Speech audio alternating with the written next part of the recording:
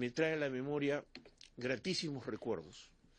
Y gratísimos recuerdos porque una de las personas que a mí en el periodismo probablemente me significó no solo ser un elemento emblemático, sino una insignia de la transparencia, de la verdad, de la honestidad, del hablar claro, del decir las cosas como tenían que decirse ante la opinión pública, fue Alfonso Grados Bertorini. Y con él hemos dialogado tantas veces, teníamos, yo en particular, un respeto y un aprecio enorme por el maestro Grados Bertorini, que finalmente hoy me encuentro con que tengo que entrevistar a su señor hijo. Imagínense cómo pasan los tiempos. Probablemente cuando yo tenía coloquios y conversaba con don Alfonso Grados Bertorini, inclusive en Buenos Aires, cuando él se desempeñó como embajador, y yo trabajaba en la agencia de noticias ANSA y tenía como jefe de servicio Buenos Aires, tenía esa oportunidad. Y ahora conversar y encontrarme con el señor ministro de Trabajo, don Alfonso Grados Carraro, para mí resulta muy emotivo. Me lo digo porque Grados Bertorini para muchos periodistas es una insignia, como decir, el buque insignia del periodismo nacional.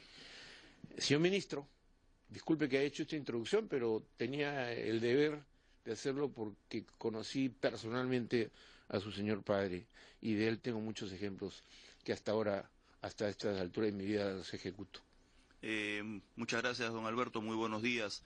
Agradezco la mención a mi señor padre. Sé que él tenía por usted también un particular aprecio y recuerdo que él muchas veces estuvo con usted en afares periodísticos. Exactamente. Estamos aquí entonces ahora también en el puesto que él tuvo en su momento, claro, ministro de Trabajo, tratando de estar a la altura. Y lograr, ¿no es cierto?, el diálogo social. El diálogo social entre empresarios, Estado y los trabajadores. Bien, ministro, vamos a tocar varios temas, si usted me permite, ¿ya? Por supuesto. Por ejemplo, estaba leyendo hoy día varios medios especializados y quisiera arrancar sobre esto que acabo de leer de algunas propuestas sobre el seguro al desempleo. ¿Está, digamos, el gobierno decidido a discutir ese tema o simplemente es una propuesta? Este es un tema importante, es un tema que se planteó a lo largo de la campaña por el ahora presidente Kuczynski. Claramente tiene que ver con la estrategia de darle al trabajador peruano, como gobierno, como Estado, una adecuada protección en casos de desempleo. Hoy día tenemos la CTS que está plenamente vigente, es un derecho laboral que se respeta, pero lo que se está conversando y evaluando sobre el seguro del desempleo es incorporarlo dentro de una estrategia que viene liderando el Ministerio de Economía y Finanzas, de lo que se llama una revolución de cobertura social, de apoyo social al trabajador, en tres grandes momentos de su vida o de su ciclo vital.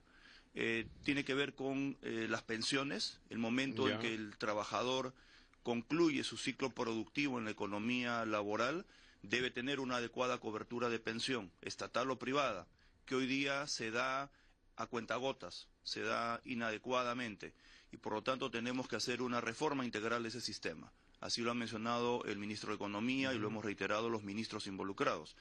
Tiene que ver también con la cobertura de seguridad en salud, básicamente la cobertura de salud y de lo que puede ser también la cobertura nacional del Ministerio de Salud. O sea, los momentos en donde el trabajador, el ciudadano requiere un apoyo del Estado para cubrir sus requerimientos de salud también tiene que ser contemplado. Y finalmente se contempla el momento en donde eventualmente una persona puede quedar desempleada.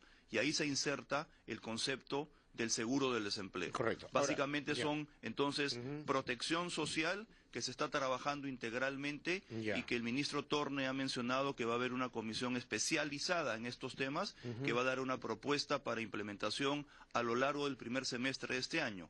Nosotros como Ministerio de Trabajo estamos involucrados en ello y apoyaremos lo que corresponda. Ahora, muchos trabajadores que lo están escuchando, señor ministro, se preguntarán, bueno, si se implementara eventualmente el seguro del desempleo, ¿desaparecería la compensación por tiempo de servicio, la CTS? Yo creo que eso es prematuro manifestarlo de esa manera. De hecho, nosotros hemos corroborado nuestro total compromiso con los derechos de los trabajadores. La CTS hoy en día es un derecho que tiene ganado el trabajador que se inserta dentro de la formalidad. Por lo tanto, no está en discusión su continuidad para esos trabajadores. Veremos más adelante, a lo largo de este próximo semestre, cómo se estructura la posibilidad real del seguro del desempleo y cuál sería el enganche con la fuerza laboral. ¿Y cuál sería el periodo, digamos, de sostenimiento, de sostenibilidad del desempleo, del seguro de desempleo? Es decir, ¿por cuánto espacio de tiempo? ¿Sería 6 meses? Probablemente un año es excesivo, porque se supone que en un año el trabajador puede ubicarse nuevamente, ¿no es cierto? Sin duda, entonces, sin duda. ¿cuánto tiempo sería? Es parte del análisis técnico que se tiene que trabajar porque la mayor cobertura implicaría también un mayor costo para el seguro. Pero se está conversando entre 4 a 6 meses de cobertura, que es normalmente lo que podría tomarle a un trabajador recuperar su cuestión laboral, ¿no? Entonces, ir por encima de los 6 meses podría generar más bien un sobrecosto que no tendría mayor justificación. Hay una aseguradora que el día de hoy, justo en un suplemento económico del comercio, señala que para ellos sería, dentro de las ofertas que se hacen, ¿no?, podría ser factible este seguro del desempleo. Yo creo que sería un mercado interesante para las aseguradoras. La masa de los trabajadores que podría acceder a este beneficio una vez que se estructure técnicamente, aún no se han cerrado los estudios, se está trabajando intensamente en ello, podría tener un interés importante por el volumen que se podría manejar. Sin embargo, creo que no se puede ver el seguro del desempleo como una medida aislada. Nuevamente reitero, se tiene que ver dentro de una concepción integral de cómo fortalecer la protección social a los trabajadores peruanos. Y en ese sentido, todavía es prematuro hablar de características o de implementaciones de tal o cual naturaleza para el seguro. Ahora la propuesta se está evaluando, nada más. Sin duda, y es parte de los ofrecimientos de campaña. Que básicamente tendría que ver su sector y economía y finanzas. Básicamente. Así es. Ahora, ministro, toquemos otro tema porque en 30 minutos va a ser un poco el tiempo para tratar mucho de qué hablar. Un universo del mundo laboral que es muy complicado y difícil a veces de administrar. Quería abordar también el tema, si usted me permite, de por qué en nuestro país, y una vez lo escuché a don Alfonso Grau Bertolini decir, algún día vamos a tener una ley madre, ¿no? Es decir, una ley general del trabajo. Correcto. Hasta el momento, lo único que yo recuerdo es que en una determinada circunstancia política se aprobó hasta casi un 70-80% de una ley en el Congreso, pero por razones que no se compatibilizaba con el Consejo Nacional del Trabajo o con el sector empresarial de la CONFIET, finalmente se dejó de lado y no se concluyó la Ley General del Trabajo. Hoy no tenemos Ley General del Trabajo, tenemos una ley más o menos estructurada, pero tenemos 35 leyes laborales. Efectivamente. ¿Cómo hacemos? A ver, lo primero que hay que clarificar es que si bien efectivamente, como usted menciona, no existe una Ley General del Trabajo porque esta no fue finalmente consensuada al 100%, se avanzó en un 85% aproximadamente en el seno del Consejo Nacional del Trabajo y luego fue derivada al Congreso de la República para su evaluación en torno a lo que restaba y ahí quedó y lo tenemos ahí más de una década, lo cual no quiere decir que en el Perú no tengamos cobertura de legislación laboral. Efectivamente existe. Lo que ocurre es que es profusa, en algunos casos se superpone una norma con la otra. En algunos casos hay normativa que tenemos que simplificar y adecuar a los nuevos tiempos y por lo tanto uno de los proyectos que tenemos en el seno del Ministerio de Trabajo para darle prioridad en los próximos meses es evaluar la conveniencia de concluir, retomar y concluir con el esfuerzo de la Ley General del Trabajo o eventualmente evaluar ir por un conducto de un cuerpo legislativo más moderno, más efectivo, más simplificado, que podría ser un código laboral, como tienen otros países de la región.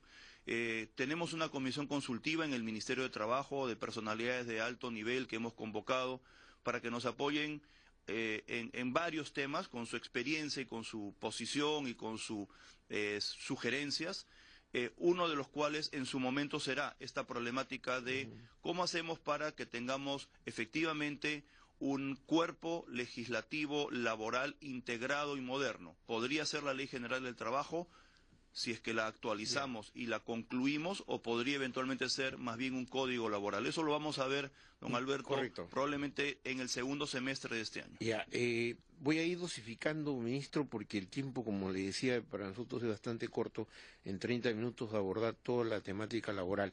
Pero antes de seguir con varios temas, quería preguntarle, en estos 5 meses de gestión suya, porque usted ha ingresado, ¿no es cierto?, Así es. con la inauguración del gobierno del presidente Kuczynski, ¿tienen ustedes una evaluación, la conflictividad laboral?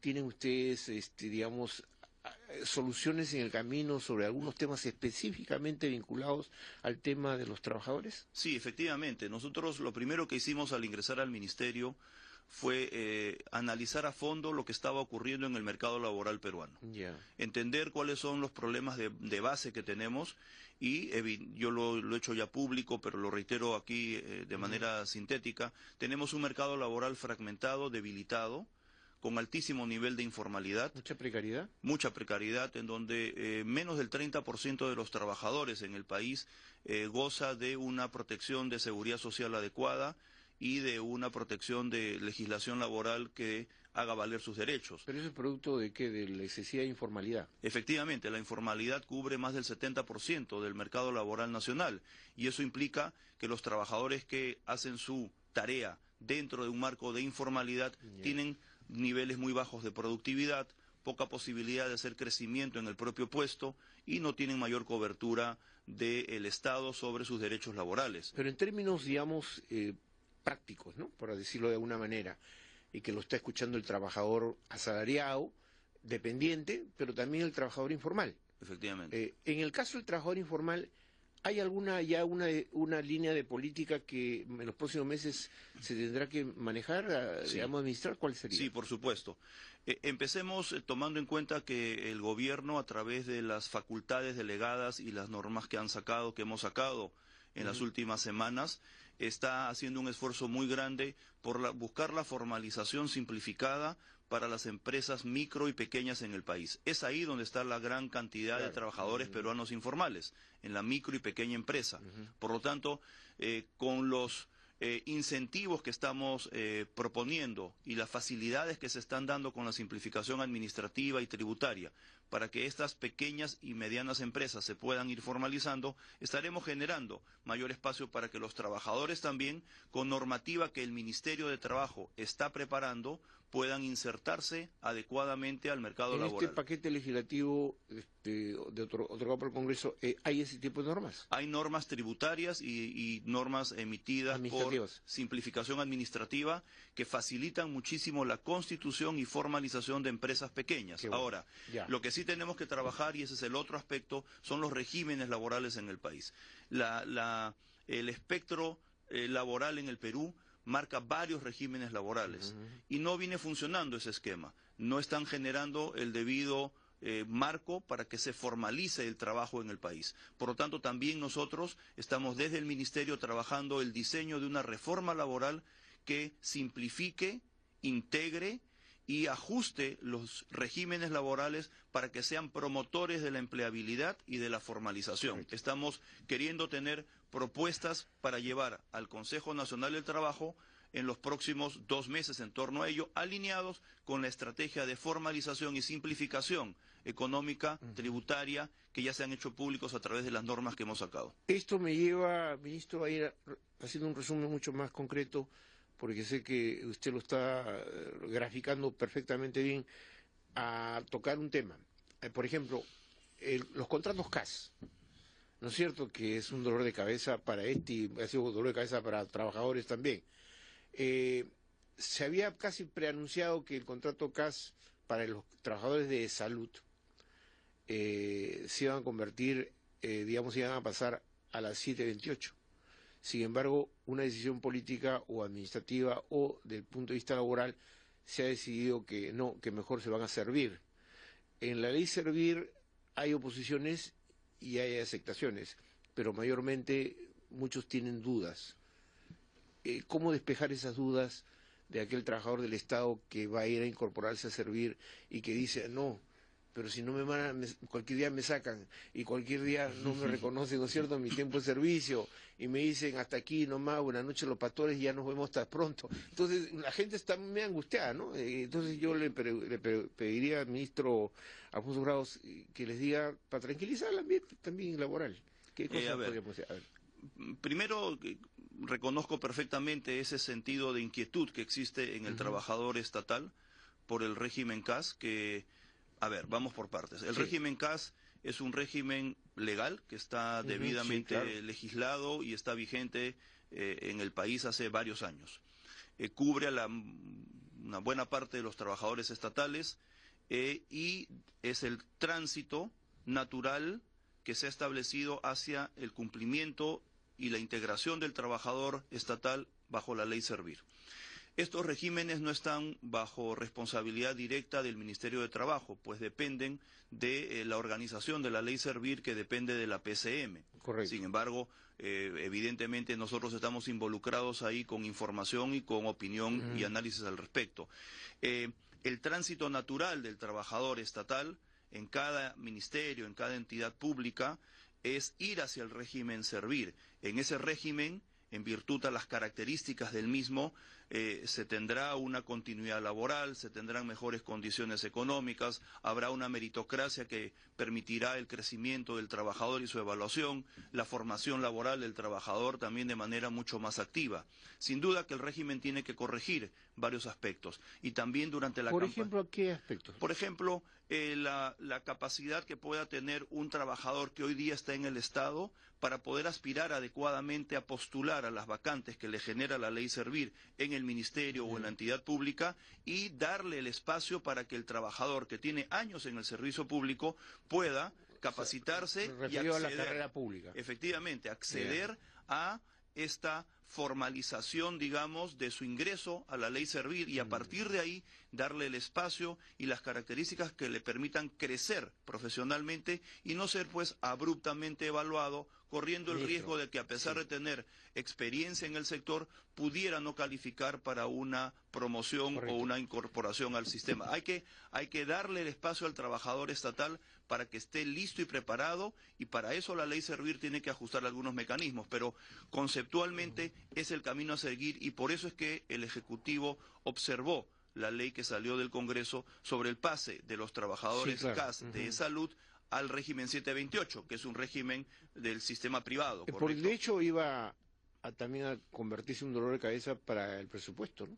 Bueno, porque impactaba fuertemente en el muy corto plazo para salud y también ahí tenemos que ver un tema de sostenibilidad económica de las entidades. Otro tema, señor ministro, relacionado con el tema de Servir y que probablemente preocupa a trabajadores, en algún momento, claro, ahora yo soy, digamos, un profesional que me llaman acá, voy, doy mi servicio, pero cuando uno es dependiente siempre hay una preocupación, ¿no? Entonces, ¿cuál es su preocupación del trabajador ahora de estar próximo a entrar a Servir?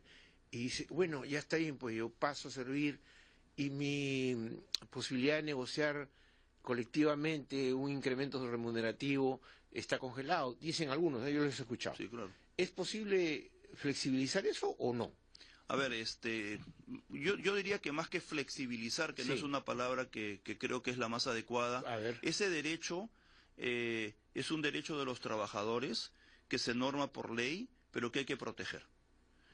Hoy en día, ¿qué tenemos? Tenemos la negociación colectiva dentro del Estado es viable. De hecho, los ministerios, las entidades públicas tienen sindicatos a los cuales están afiliados sus trabajadores. Colectivamente, la ley de presupuesto no lo permite. Se negocia colectivamente condiciones laborales.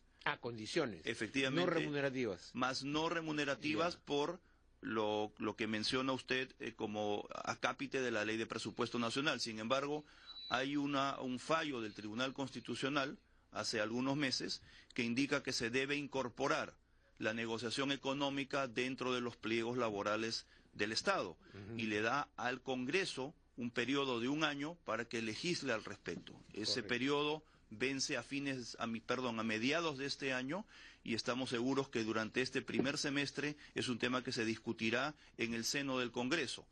En todo caso, ese derecho del trabajador se hará extensivo sin duda cuando eventualmente crezca su participación en proceso de la ley Servir. Ahora, ministro Alfonso Grados, todos los sectores, y en particular el suyo, que es muy sensible, el sector laboral probablemente es uno de los más sensibles dentro del ámbito social, yo le preguntaría, en la estrategia que usted ha montado y ha establecido como política pública para este año que ya está corriendo, ¿qué es lo que tiene previsto?